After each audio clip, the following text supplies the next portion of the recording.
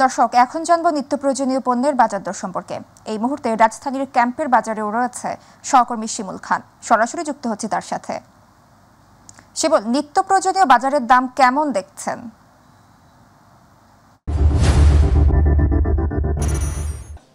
সাবরিনা, ধন্যবাদ আপনাকে। আমি রয়েছি রাজধানীর মোহাম্মদপুরের ক্যাম্পের বাজারে। নিত্য প্রয়োজনীয় যে বাজার দ্রব্য রয়েছেন সেই দ্রব্যের মূল্যের কথা একটু জানিয়ে রাখবো। সবজির বাজারে কিন্তু স্বস্তির বাতাস বইছে। আমরা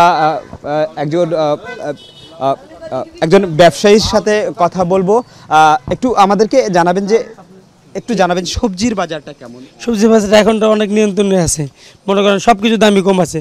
যেমন শসা ছিল এক সপ্তাহ আগে 50 টাকা 60 টাকা, এখন হচ্ছে 30 টাকা।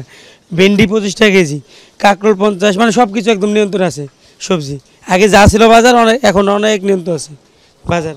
একটু আরেকটি বিষয় যদি আমি জানিয়ে রাখি, আসলে সামনে তো আসলে কোরবানি ঈদ। সেই কোরবানি ঈদকে কেন্দ্র করে আসলে গরুর মাংসের দাম খানিকটা বৃদ্ধি পেয়েছে, অর্থাৎ 750 টাকায় বিক্রি হচ্ছে। এবং বৃষ্টিকে উপেক্ষা করে মাছের বাজার কিন্তু একটু চড়া রয়েছে। ব্যবসায়ীরা আমাকে এমনটি জানিয়েছেন এবং বেশ কয়েকজন ব্যবসায়ীর সাথে আমার কথা হয়েছে। তারা আমাদেরকে যেমনটি জানিয়েছে, আগে যে সিন্ডিকেটের বলাই, সেই সিন্ডিকেটের বলাই কিন্তু এখন আর কোনোভাবেই কাজ করছে না। এবং ক্রেতা সাধারণ যারা রয়েছেন তারাও কিন্তু স্বস্তির কথা বলেছেন।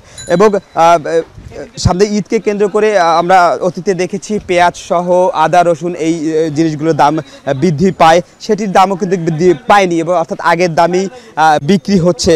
এবং মুরগির মাংসর কথা যদি একটু বলে রাখি, সেটিও অপরিবর্তিত রয়েছে। ব্রয়লার মুরগির কেজি বিক্রি হচ্ছে 170 টাকা, সোনালী মুরগি বিক্রি হচ্ছে 270 থেকে 80 টাকা।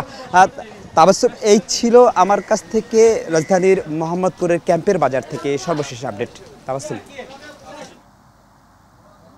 শিমুল, আপনাকে ধন্যবাদ।